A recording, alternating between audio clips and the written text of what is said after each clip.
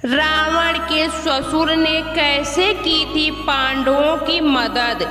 दोस्तों, वैसे तो पांडव सारे काम करने में सक्षम थे।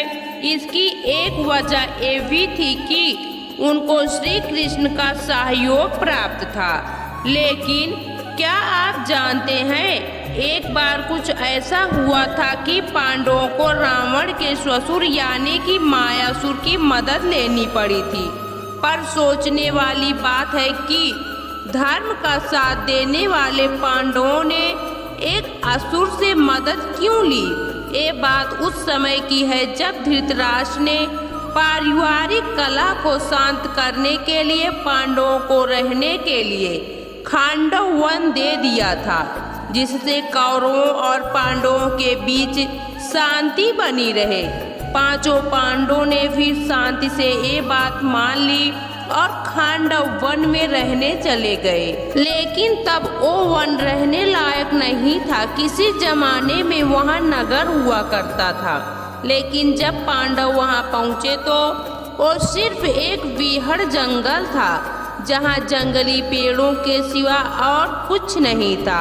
अब ऐसे में पांडवों के सामने ये चुनौती थी कि वो कैसे उस वन को रहने लायक बनाए। इस चुनौती को पार करने के लिए श्री कृष्ण ने उनकी मदद की और कहा कि इस भूमि को एक नगर में बदलना होगा। इसके लिए पहले जंगल को साफ करना होगा। अर्जुन और श्री कृष्ण ने अपने अस्त्र शस्त्र से उस जंगल में आग लगा दी। थोड़ी ही देर में वो वन आग की लपटों से धधक उठा। उसी वन में मायासुर नाम का एक दानव भी रहता था। कहते हैं जब श्री कृष्ण का चक्र मायासुर को मारने के लिए बढ़ा तो उसने अर्जुन के चरण पकड़ लिए। अर्जुन के कहने पर माधव ने मायासुर को छोड़ दिया और उसकी जान बच गई थी। इसके बाद उस वन को नगर बनाने के लिए श्री कृष्ण ने महान शिल्पकार विश्वकर्मा जी का आह्वान किया। तब विश्वकर्मा जी ने उन्हें बताया कि प्रभु, इस वन में मायासुर ने पहले भी एक नगर बसाया था, लेकिन आज ये खंडहर हो चुका है। आप दोबारा नगर बनाने के लिए मायासुर की ही मदद लीजिए। वो यहाँ के चप्पे चप्पे को जानता है और वो एक कुशल शिल्पकार भी है।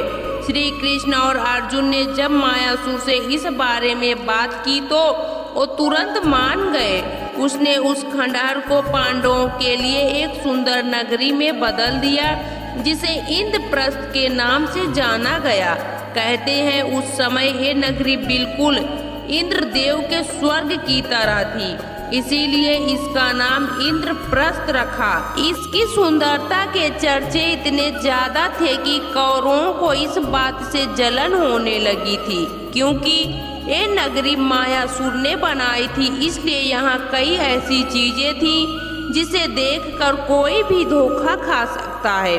खासकर पांडवों का महल वो तो इंद्रजाल जैसा बनाया गया था। इतना ही नहीं, मायासुर ने उन्हें दिव्य हथियार भी दिए, जिनका इस्तेमाल पांडवों ने महाभारत युद्ध में किया था। सबसे पहले मायासुर ने एक दिव्य रथ दिया जो बहुत तीव्र गति से चलता था और उसे कभी भी अचानक मोड़ा जा सकता था। आपको बता दें, वो रथ महाराजा सोम का था। इसके बाद उन्होंने कौमुद गदा दी जो बहुत ही प्रचंड था।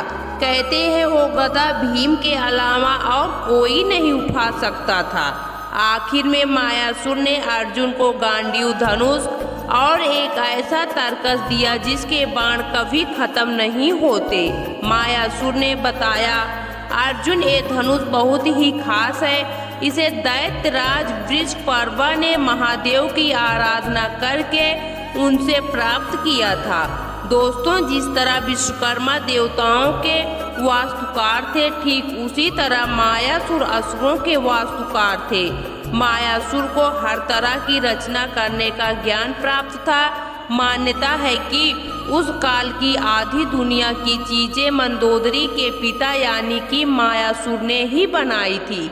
कहते हैं वो इतना प्रभावी और चमत्कारी वास्तुकार था कि अपने निर्माण काम के लिए पत्थर तक को पिघला देता था।